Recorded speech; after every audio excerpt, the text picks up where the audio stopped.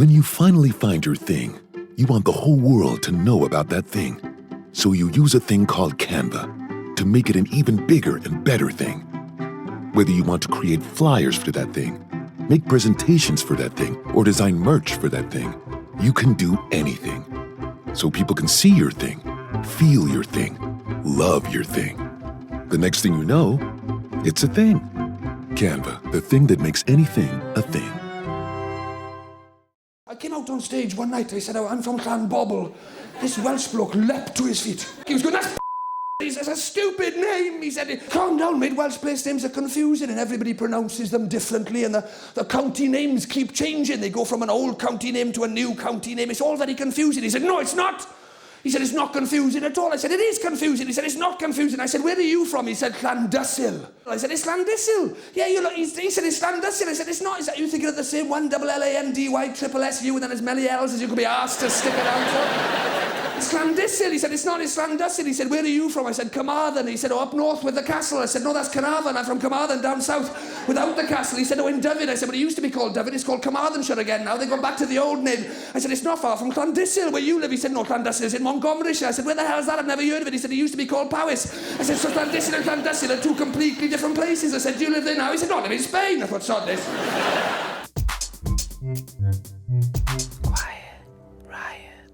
Welcome to Quiet Riot B-Side, the deep dive companion to the News and Politics Thursday chat. I'm Alex Andreou. And I'm Naomi Smith, here to change the record. And I'm Kenny, keeping an eye on proceedings to make sure we don't end up at the seaside. Wah, wah, wah. Now, yesterday we looked into the dark heart of reform and the arguments brewing over immigration policy in pretty much every party up and down the land. Today we get an update on how things are going for reform and all the other parties, including the newly appointed Plaid Cymru government in Wales, where it turns out getting a few people elected to the Senedd was the easy bit. Governing turns out to be quite a bit harder.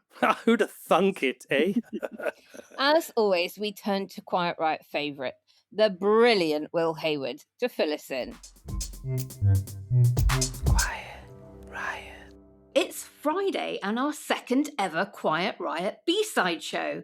Last month, writer, YouTuber, journalist and podcaster Will Hayward joined me in the run-up to the Senedd elections to talk about everything Cardiff Bay, and he joins me again now to fill us in on everything that's happened since.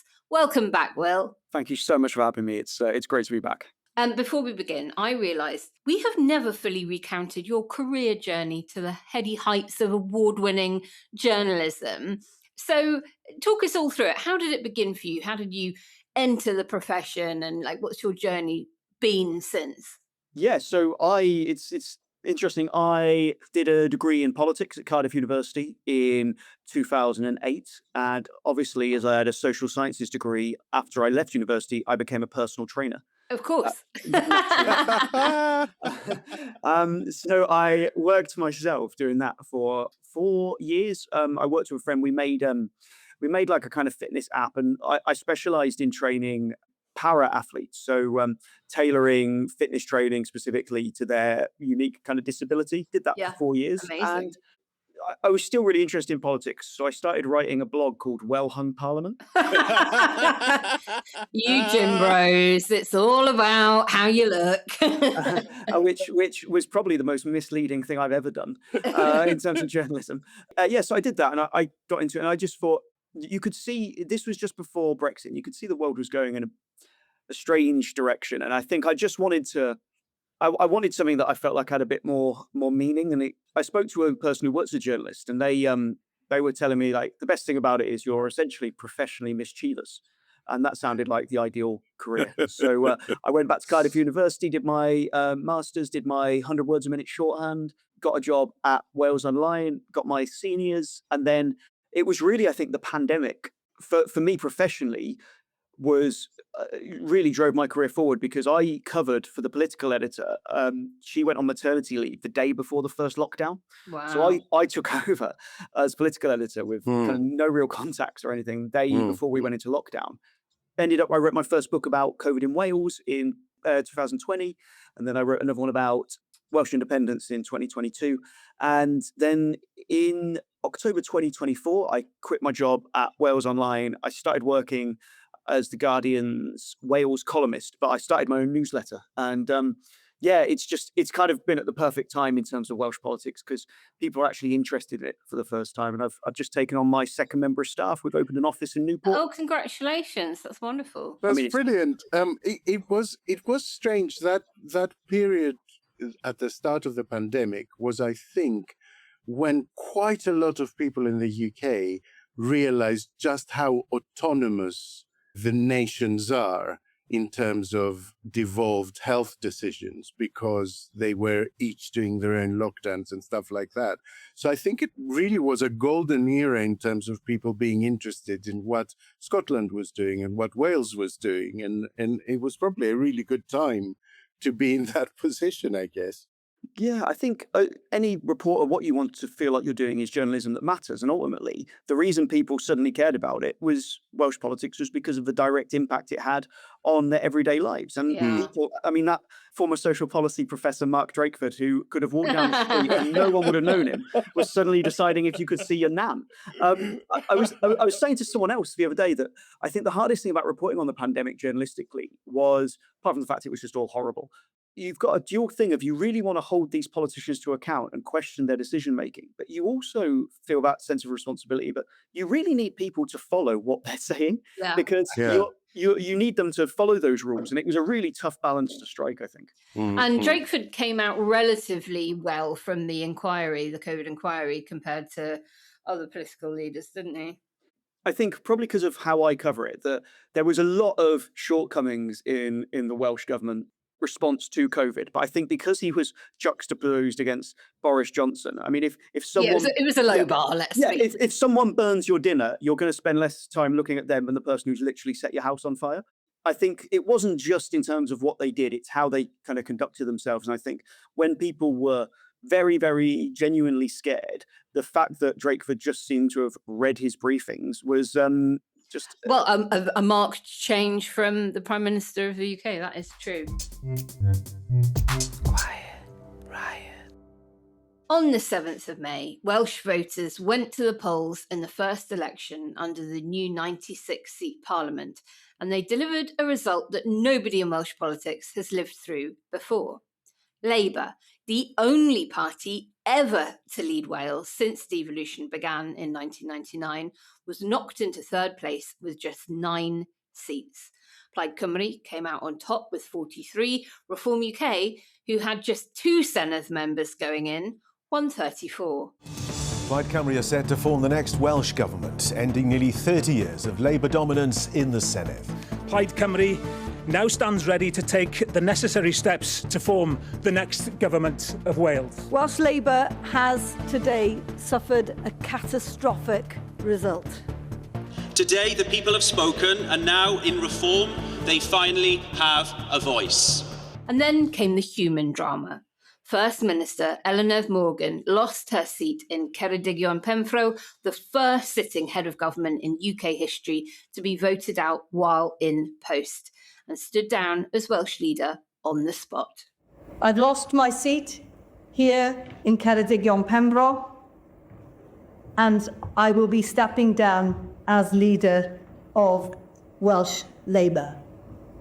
I take responsibility for the Labour result in Wales. I'd like to thank the members of this constituency in the Labour Party, but members across the whole of Wales in the Labour Party for their tireless efforts over the past few months and years. This vote is not a reflection of your efforts.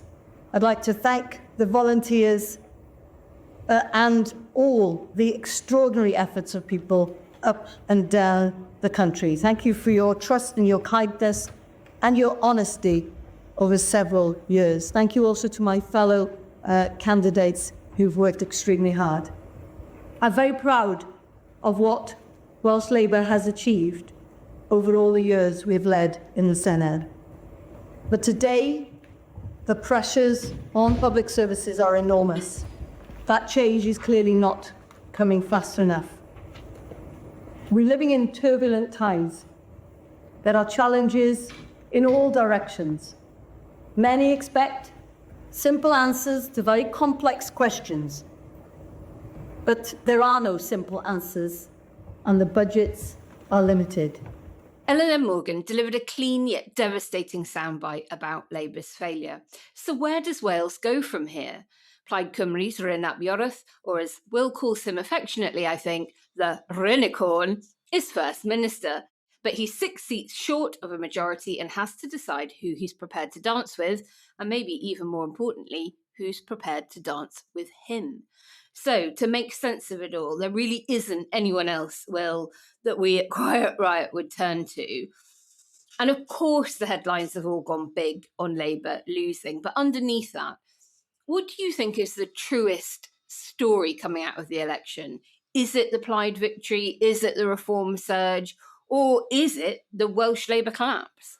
Yeah, I think, without wanting to sit on the fence too much, it is a bit of all of the above. I think in a Welsh context, Plaid Cymru leading the Welsh government is enormous. I mean, this is a party that hasn't even been close to even getting similar seats to Labour, let alone exceeding them. I think history will look at how significant it is. If this is an SNP 2008 moment where it sets the groundwork for realigning the role of nationalism within Welsh political discourse, that is going to be, it'll be more significant. I think the Reform result, I think, is interesting in a couple of ways. Firstly, I mean, Reform went from 2 seats up to 34. That is a big jump. I think the way people perceived Reform's result is probably they did well compared to where they were, but ultimately they got less than 30% of the vote. They ended up with 29%, and before they would talk. And if we judge them by their own standards, where they said they would be not only leading the Welsh government, that they would win a majority inside the Senate. And it's hard to argue that you're the democratic voice of the people if more than 70% of the people don't vote for you. Indeed. And then we kind of come to this Welsh Labour collapse. And I think the reason this is significant, not just because Welsh Labour have been the biggest party in Wales since 1922, but also because it's the ultimate embodiment of how Labour have taken their eye off the ball across the UK. In the general election, Wales was the only part of the UK where the Labour vote share went down. Yeah, And people forget that. And I think no one forgets it more than Labour. They looked at the map where in a first past the post system and said, well, everything there's red. There's nothing wrong in Wales. And instead of actually looking at what the actual data was telling them, that people are buying what you're selling less than they ever have. And you can't, if you want to stay on this trajectory, it's only going in one direction. And I think that we often forget the lessons of history for these canary in the coal mine type moments. And I often refer to the Liberal Democrats in coalition. From 2010 onwards, they lost councillors at every set of local elections. Then we had the penultimate Euro elections that the UK participated in 2014, and their MEP base basically got wiped out to 1 from a much higher number. I think they lost 80% of their MEPs, and yet the party under Nick Clegg was kind of ignoring all of these warning signs that come a general election, you're not going to turn this round. You know, you're ignoring what your own voters are telling you year on year and staying the course rather than doing a pivot. And I am going to come on to asking you a bit later about Labour's response from Wales into number 10 and what you think they're going to be pushing them on. But let's go back to Baroness Morgan. She is the first serving head of government in UK history to lose her seat while in post. So as a moment in British political history, not just Welsh, where does that rank? And is it being properly understood outside of Wales, do you think? Yeah, I think your analogy of a canary in the coal mine is a really good one, especially as it's Wales. In fact, all of those sayings actually work really well in Wales. Bellwether works really well as well because you've got all the sheep. I think as a moment in political history, I think what it ultimately symbolises is both the decline of the 2 main parties in Wales, for want of a better phrase, of main parties. So the Tories and Labour between them got 20% of the vote, which is absolutely huge. But I think it also symbolises the role that actual the small decisions from politicians have in kind of the movements of more broader politics. So she lost in her seat in Ceredigion Penfro, which is Pembrokeshire and Ceredigion. And basically, because of the new system, you had 6 Senedd members in each of these seats. So she only needed to win about 12% of the vote to get a seat. And Wow. for the First Minister of the party that's been the biggest party in Wales for a century to be unable to win 12% of the vote in the seat which she herself chose is absolutely a kind of indictment of just poor decision making on their part, and how ultimately, like, you've got the big kind of geopolitical movements, like the movements of kind of the economy, how things change. But ultimately, sometimes people just make stupid decisions. And without wanting to labour the Lib Dem analogy too much, of course, Tim Farron, who led the party after coalition, only held his seat because the Greens stood aside for him, and there wasn't much of a contest on the progressive left, because obviously Labour doesn't tend to do very well in that part of Cumbria. And then, of course, Jo Swinson, when leader, loses her seat. So it's not just that you get punished at the immediate election after the one that causes your collapse. You need a decade of renewal after that kind of defeat, I think. Quiet Riot. Did you know if your windows are bare, indoor temperatures can go up 20 degrees? Turn the temperature down with Blinds.com and get up to 50% off custom window treatments like solar roller shades and more during the Memorial Day mega sale. Whether you want to DIY it or have a pro handle everything, we've got you. Free samples, real design experts, and zero pressure. Just help when you need it. This is your last chance to shop up to 50% off site-wide during the Memorial Day mega sale at Blinds.com. Rules and restrictions apply. Quiet Riot. Let's turn to Plaid. They've got 43. The magic number, of course, is 49 to have that majority to govern. Grin And Share It is now First Minister. He has appointed a cabinet. Where do things stand with the actual governing of Wales at the moment? How are the deals shaping up between his party and others? Yeah, so Grin And Share It has formed the next Welsh government. He is the First Minister. All of the members of the cabinet are from Plaid Cymru, even with the support of the Greens. So there's only 2 Greens inside the Senedd. So that will take them up to 45. So they're still short of a majority. So even if they take the solitary Lib Dem, and if you want to talk about decline of parties, I mean, the great liberal tradition in Wales going back for a very long time, they're down to just 1 in a 96-seat Senedd. But anyway, even with the Greens and the Liberals, they are still 3 short of a majority. So ultimately, their votes have either got to come from the Conservatives' Reform or Labour. Now, the Conservatives have never given any indication they will do anything to support anything Plaid want to put forward.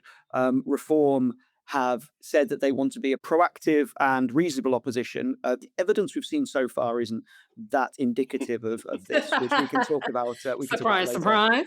And so the other option is Labour. They're going to need Labour at least tacit support to be able to pass things like a budget. But I think one advantage that they do have is that the Greens and Plaid together have more seats than Reform and the Tories together. So if Labour were to abstain, Plaid would be able to get stuff over the line. So I think initially Labour will find it really unpalatable to be seen to be voting with Plaid, but because they really don't want this government to collapse, because the alternative is an election which will probably be just as bad for them and potentially a Reform government. Yeah, I mean, you've written up that Labour propping up Plaid as a junior partner would be untenable. I think that was the word you used. So is there a version of that arrangement that doesn't end with Welsh Labour disappearing altogether at the next election, or indeed making a massive rebound? Because I'm thinking just culturally for any organisation to have such an enormous fall from grace. You know, you're not just going from running the country to being the official opposition and largest second party to be the very much minority partner just to get, the things that require a bigger majority through the Senedd. I can't foresee how they're going to sort of culturally get their heads around doing that.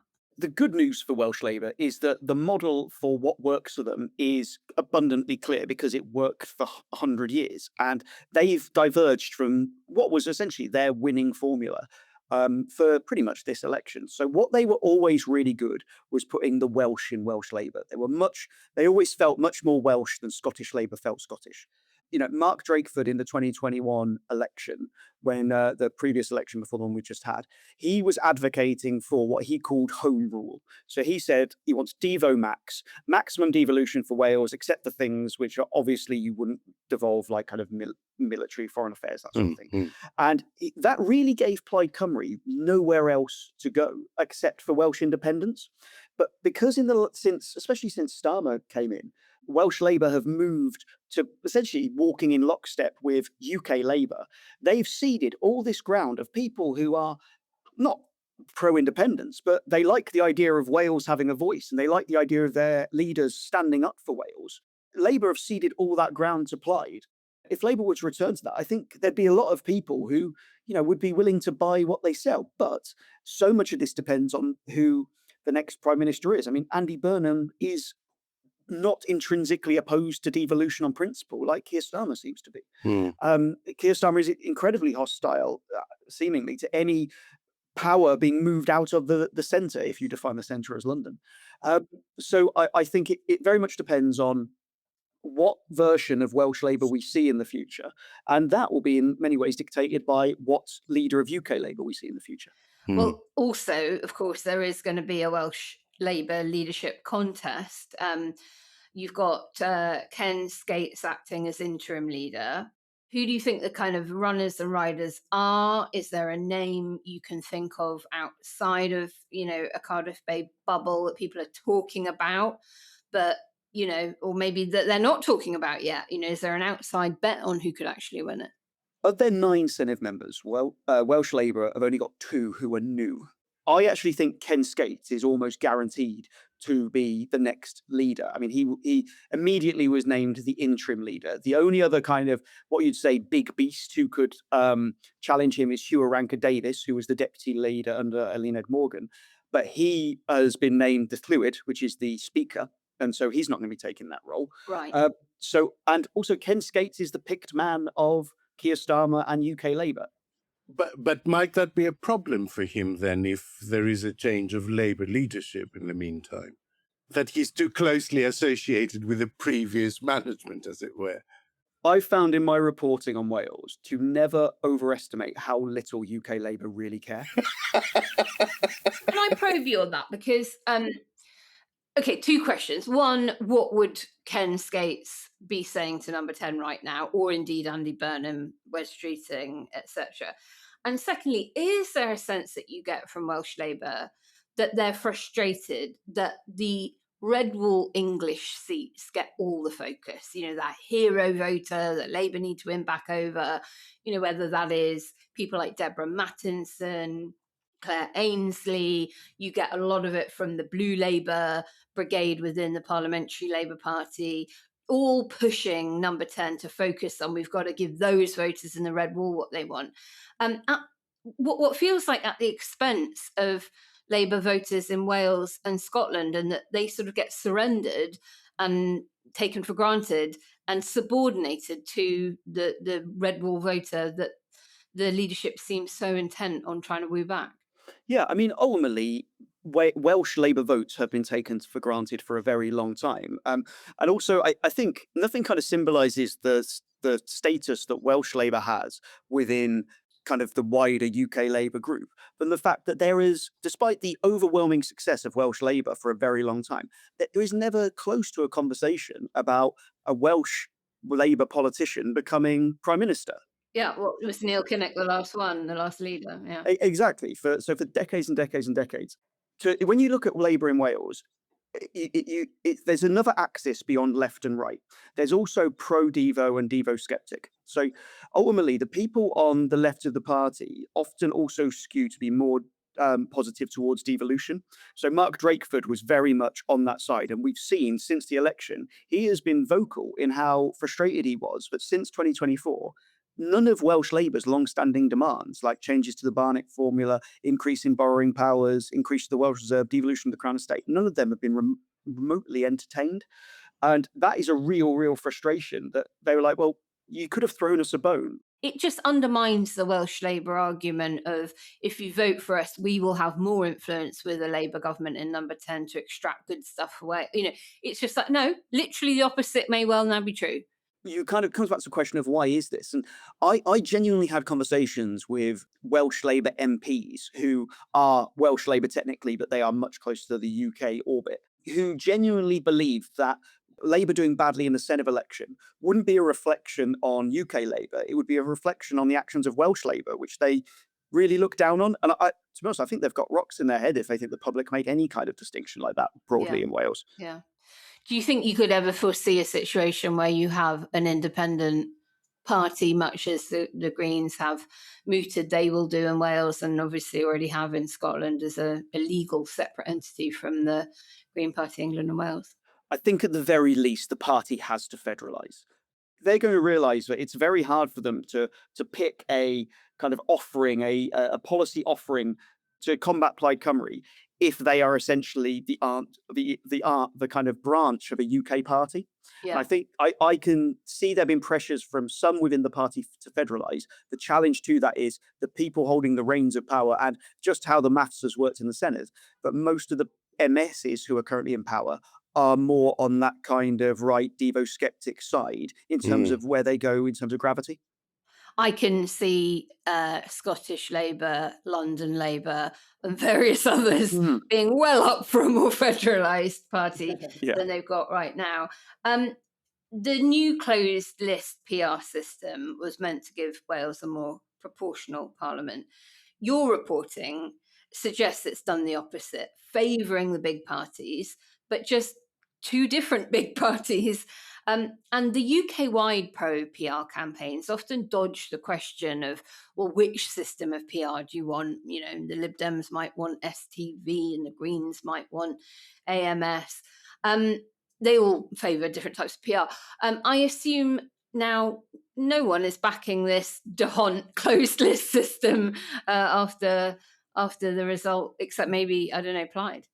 There is no one in the world who should back DeHont. It is the least proportional form of proportional representation you can possibly have. It overwhelmingly favours the larger parties, like massively. And obviously, that was one of the reasons why it was put in by Labour, because they thought, well, we've been the largest party for 100 years. There's no way that's going to change. I think one of the frustrations with not just the DeHont system, but the nature of this closed list system is that each of the constituencies in Wales now has 6 MSs. Now, if you are the laziest or the least motivated of those 6 MSs, it's so easy for you just to rest on your laurels because you've got 5 people who are covering your area for you.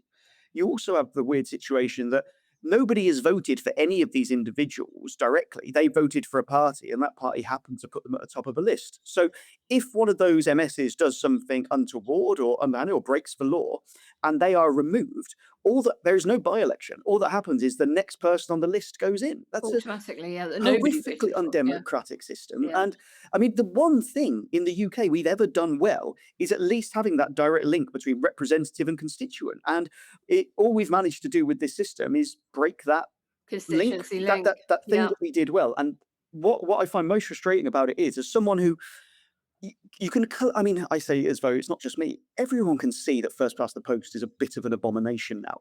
And this was an opportunity in Wales to demonstrate, look, what can happen if you have a functioning PR system. People can go, they can look at a list and go, right, which parties do I want? I'll vote for them, whether you have STV. Whereas instead, we've made this thing where basically it's still put an onus on people to tactically vote, but made it almost impossible for them to do so. Riot.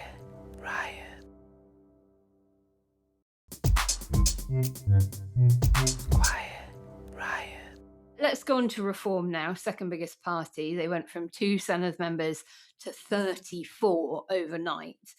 So I wanted to ask you about whether we're looking at a party that could seriously be a government in waiting for 2030, or have we just elected a cohort that is going to generate years of headlines for all the wrong reasons? I mean, I think one of them did a Nazi salute in the not too distant past. How scandal ridden do you expect this new reform cohort to be, or are they actually, a bit better behaved than some of the ones we've got in England?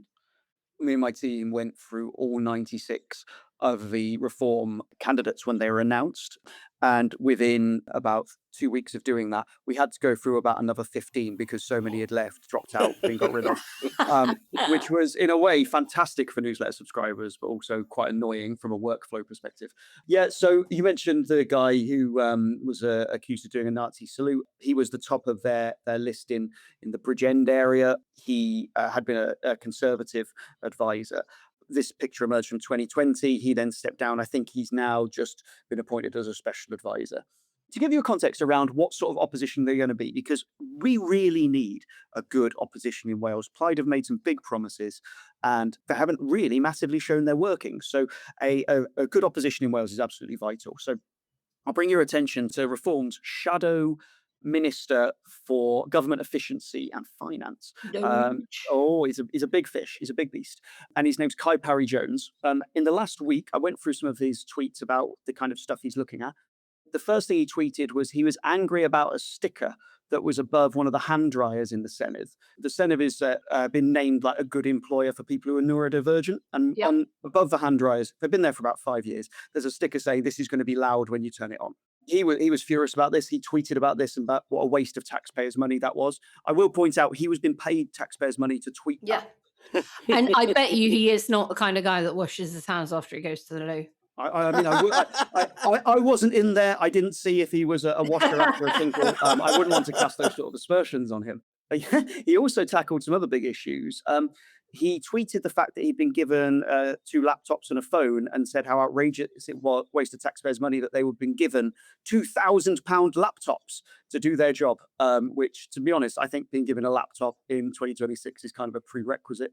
He also got angry that there was 2 Welsh flags being flown outside the Senedd and only 1 Union Jack. I mean, this is in a country which has got the highest levels of child poverty, the worst educational outcomes, and the longest waiting list. I'm glad we're kind of going after the things that matter. I expect that of them. I'm sure most of our listeners do. They don't seem keen on doing work beyond tweeting about whatever, waste of money has been spent.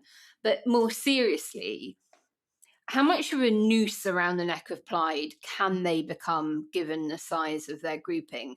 Like, can they block good stuff from happening while blaming Rheinald Meuroth for not delivering? Because that is a risk that we are very aware of across swathes of English councils where there's sort of no overall control, but you've got a big chunky reform group that can stop the council from functioning as it needs to without any accountability for having been the blocker.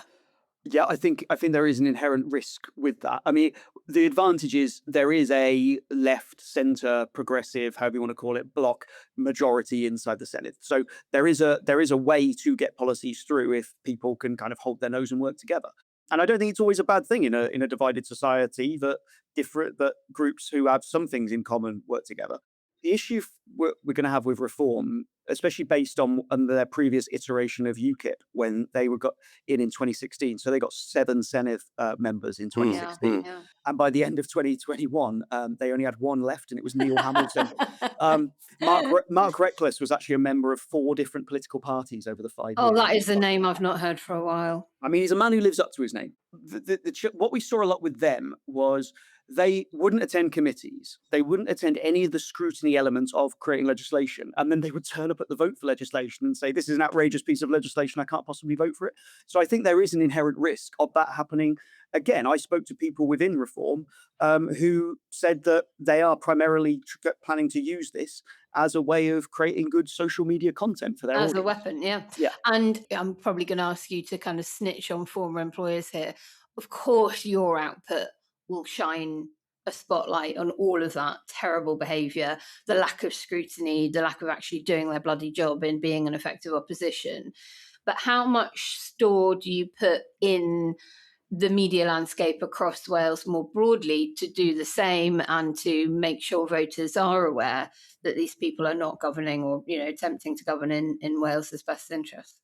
I have a rule where I would never say anything negative about any other journalist because, my God, they get enough. But I think what the challenge we have in Wales isn't necessarily the quality of our journalists, it's the volume of them. And it's, for some of them, it's the financial model in which they have to operate in. Yeah.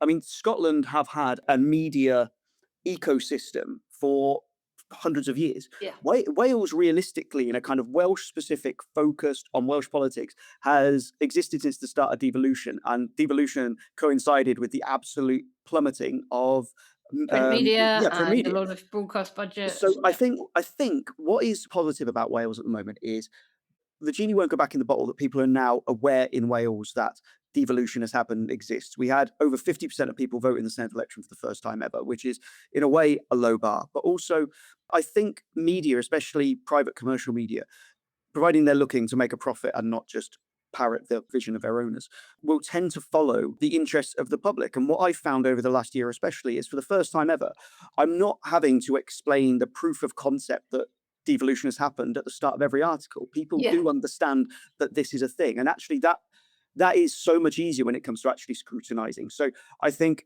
we have a long way to go with media in Wales. I've got some plans for how we're going to expand beyond just politics as well. I'm intrinsically a hopeful person. And what we're going to do is tell all of our listeners that they've got to amplify your work, particularly with friends and family who live in Wales, to make sure that all of that scrutiny by the media is going to cut through to voters. We can't rely on legacy media to do that in the way that it would have done previously. So listeners, obviously check out the show notes for links to all of Will's brilliant content. Will, you touched on something earlier about the need for Plaid to be held to account for what it has said it will do. They've got a 100-day plan published. You've pointed out that it is largely a plan to write more plans, with Wales in what you've also called a public services emergency, and all of those awful statistics you listed earlier prevail. How long do you think their honeymoon is realistically before they have to start delivering?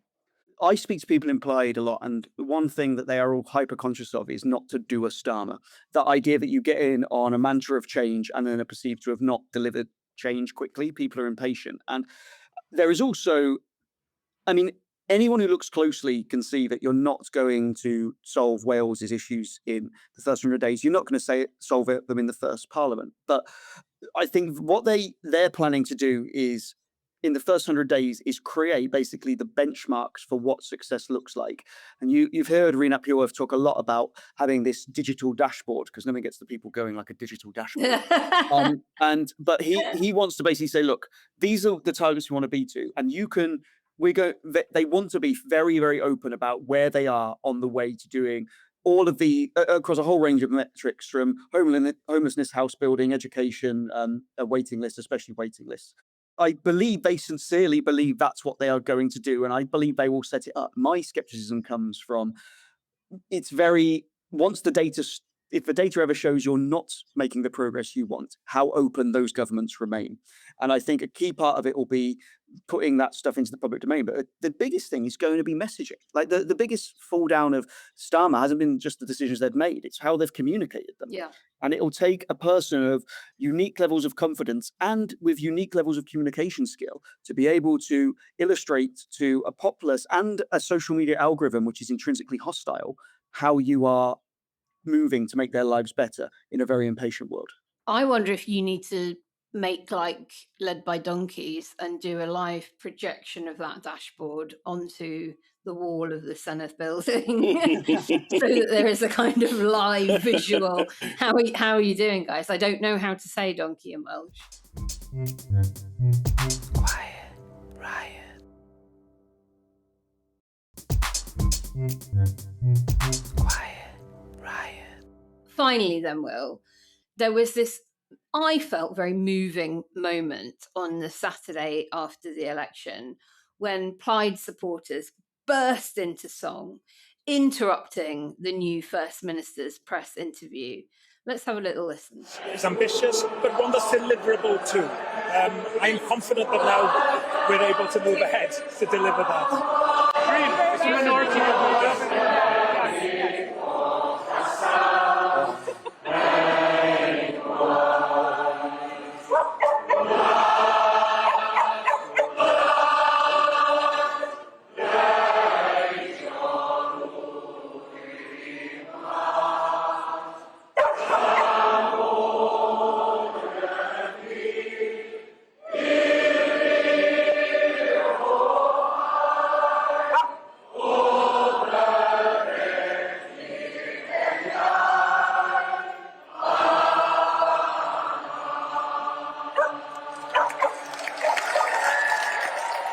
You were on the Senedd steps when the press conference got cut short by this spontaneous rendition of the national anthem. Apart from that, which I think you referred to as the most Plaid thing ever, what's the moment from the last few weeks that you'll still be telling people about in 10 years' time? That moment on the Senedd steps, and I think Welsh people singing is inherently quite moving. It is. I mean, a Welsh men's choir is surely one of the most beautiful things you can listen to.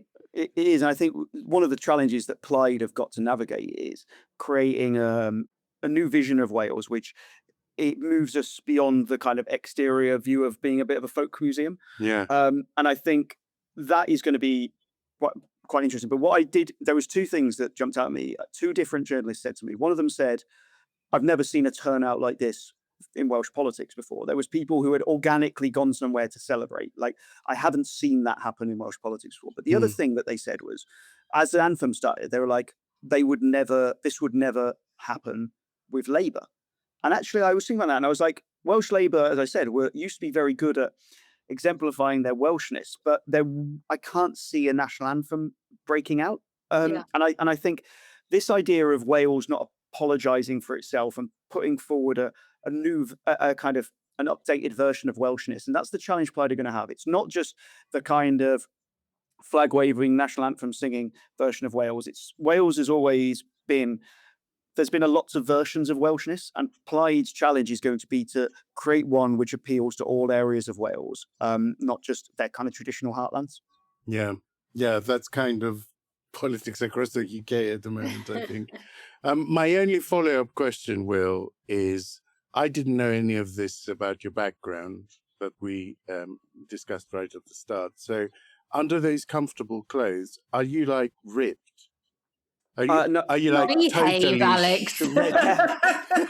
No, I'm actually just covered in Nazi tattoos. And that is the end of this week's Quiet Riot B-side. And an enormous thank you to Will for joining us once more. Diolch o galon, thank you for having me.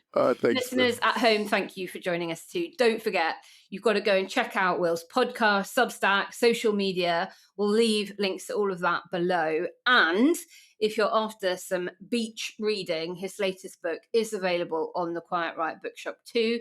If you buy it there, you're going to be helping Will, you're going to be helping Quiet Riot, you're going to be helping your local bookshop of choice, and of course, you'll be helping Wales. Quiet Riot. Naomi, I found that really interesting from Will, because throughout the whole conversation, I kept thinking, oh my God, this perfectly applies to everywhere you look. Not just, the different nations in the UK, but like globally, Wales seems to have become a bit of a microcosm of the forces at work.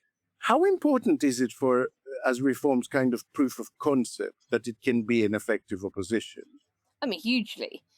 Farage won't like that. He won't have as much control over it as he does over Reform UK nationally. He's going to have to share airtime with the new Reform leader in Wales on those kinds of issues.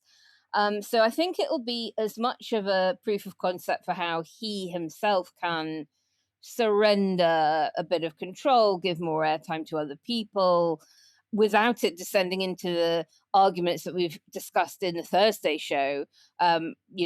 People falling out within their tribe at the moment, notably Zia Youssef and, of course, Robert Jenrick. So I think it's very, very important for their ability to show how they can behave, if they can behave, and whether they can be anything other than an obstructive opposition, rather than really, demonstrating their strength to be a government in waiting.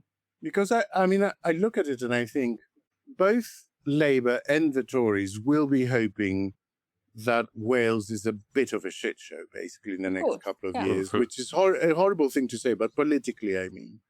They will be hoping that they can point to it in 2 years' time and say, this is what happens when you go for the lefter alternative and the righter alternative, basically, and you then have them squabbling from positions which are so fundamentally different, they can't really get anything done. Do you think there will be pressure to maybe, I don't know, maybe not give Wales the amount of money or the amount of power that maybe would have been going their way had it been a Labour government? It's really hard to say. And of course, you know, the money does ultimately come from Westminster, gets distributed back to the devolved nations. And we did see under a Labour-run Wales with a Labour-run government in Westminster that, you know, the funding and the money wasn't there. The Barnett formula wasn't revisited in the way, or certainly in the 18 months since Labour took over, in the way that Wales would have hoped and would have needed in order to make that point that, you know, we've got a better relationship with number 10, we'll get more for Wales.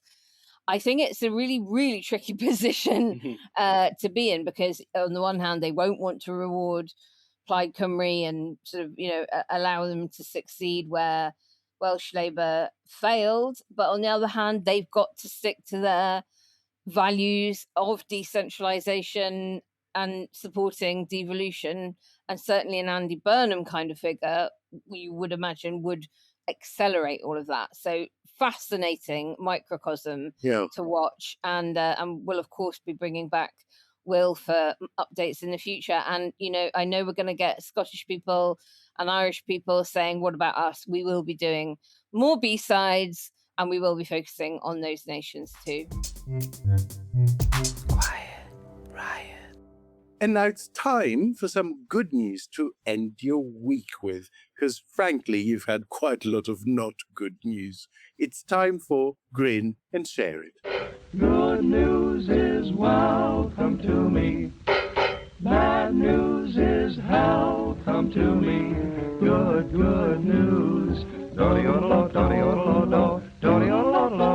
want good news. What have you got for us, Naomi, this week? Come on.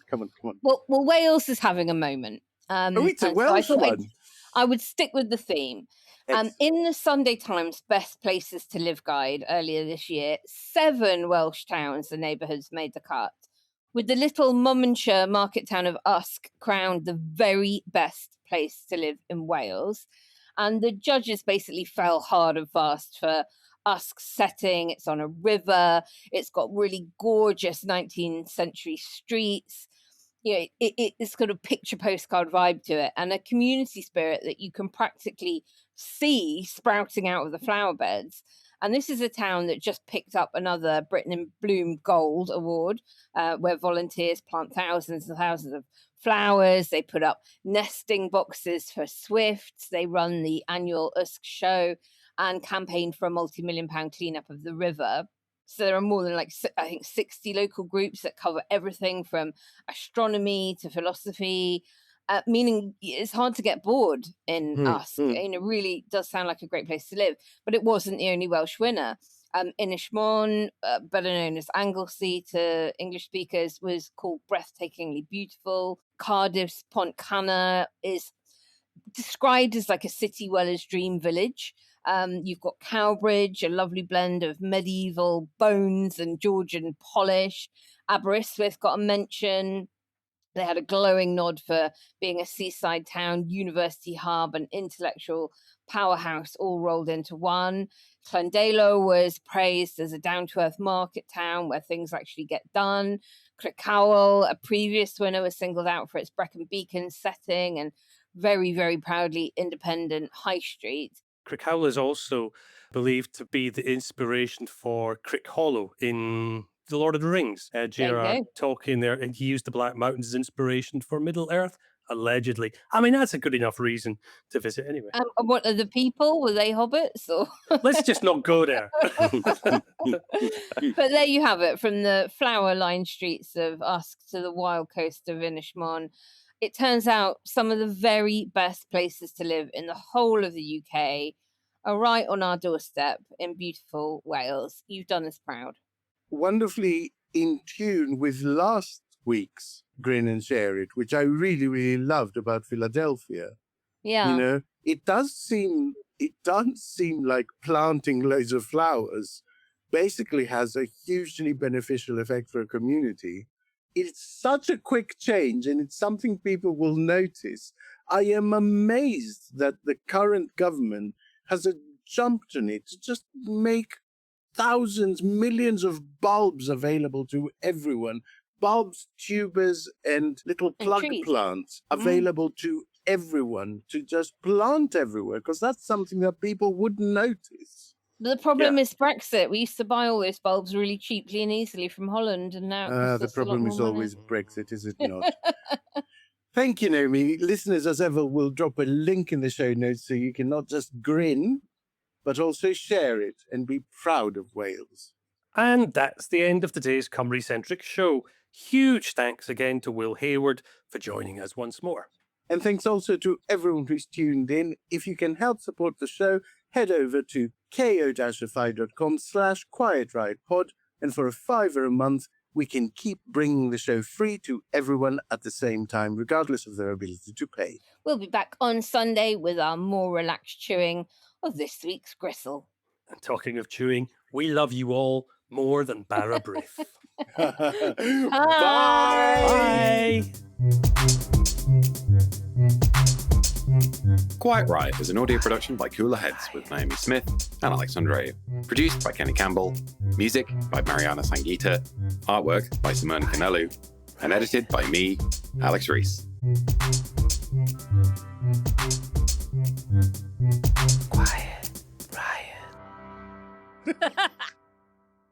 When we were away this week for the first time, Bex had an old video camera thing that you can set up to watch the house remotely. And she pointed it at her bed on the off chance that the cat might turn up there and it would make her feel better because she misses the cat when we're away. And we logged on, and pretty much every single time we logged on, the cat wasn't only on the bed. The cat was on the bed staring directly at the video camera thing with these strange glowy eyes. I can tell you.